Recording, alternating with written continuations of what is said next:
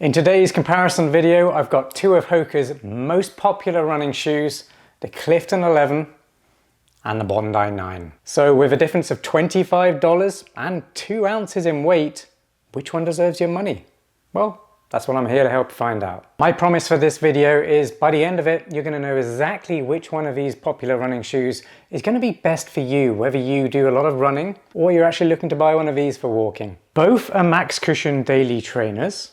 Both have Meta rocker geometries, both use Durabrasion rubber compound on the outsole, and they both have engineered mesh uppers. The real difference is one is a specialist shoe and the other is designed for all-day comfort. The devil's in the details here. Now before I go any further, if you want to have an in-depth look at either one of these shoes, follow that link up there for my Clifton 11 review and that link up there for my Hoka Bondi 9 review. That'll help you get a better understanding of what each one of these shoes does really well in their own right. So once you've decided on your pick, I highly recommend going to watch the full review of either one of these shoes. Alright, let's start by going over the key specifications and how one another compare. When it comes to price, the Bondi 9 is $175, whereas the Clifton 11 is $150.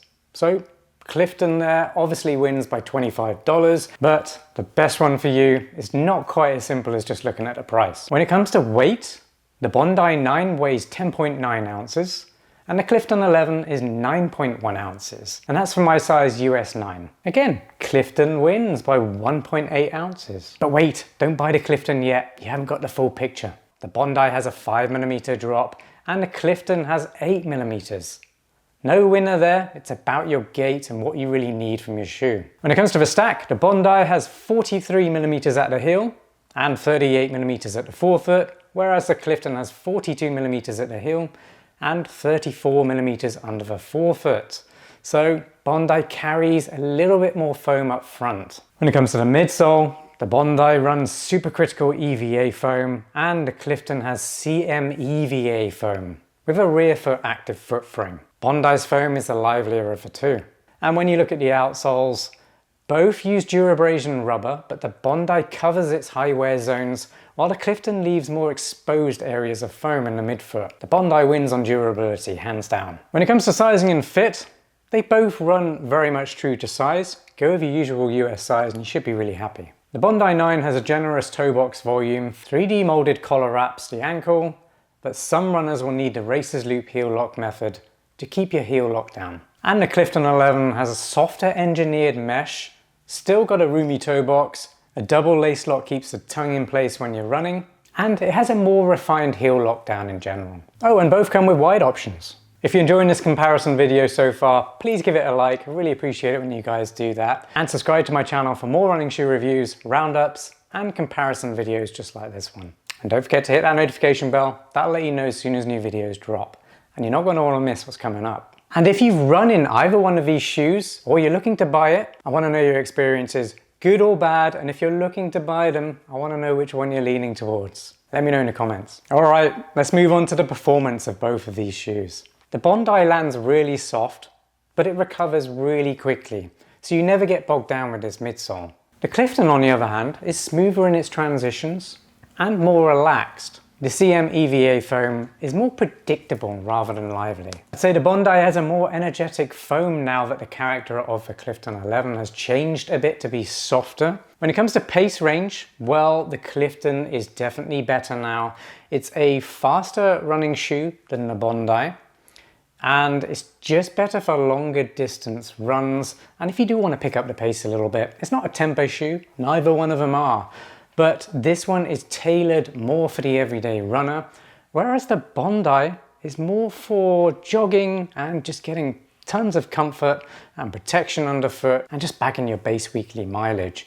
It's also fantastic for walking. When it comes to stability, Bondi's raised sidewalls keep the tall stack planted. It's brilliant for heavier runners, and Clifton's active foot frame guides without correcting. When it comes to durability though, the Bondi's full rubber compound coverage on the outsole is going to give you much more life than the Clifton 11. This one has a lot of exposed areas in the midfoot. That said, it's less expensive, so you really have to weigh up those two things. So if you really want one of these for walking, that has to be considered. The Bondi is going to be much better because you do wear down your outsoles quicker when you're walking, you're taking more steps, and a lot of the time you do scuff your feet without even noticing it. So more coverage on the outsole, Bondi wins for walking. When it comes to breathability, both are equally as good. It's pretty good breathability with both uppers. So what's my verdict? Which one's going to be best for what? Well, buy the Bondi if you want a dedicated recovery day specialist, you're a heavier runner who needs a planted platform with tons of protection and cushioning underfoot, but not a sloppy plush ride, or you're on your feet all day and you want one shoe that's easy for running and walking, and buy the Clifton if you want the lighter, less expensive, smoother everyday option. Your easy days blend into general daily mileage, and you're fine keeping it away from rough tarmac. What's my pick? Well, it's the Bondi 9. And that's because of a quick recovering supercritical foam. It's the difference between a recovery shoe that protects your legs and one that just feels soft. If you're still not sure which one to get, let me know in the comments what kind of mileage you do and what your running or walking goals may be.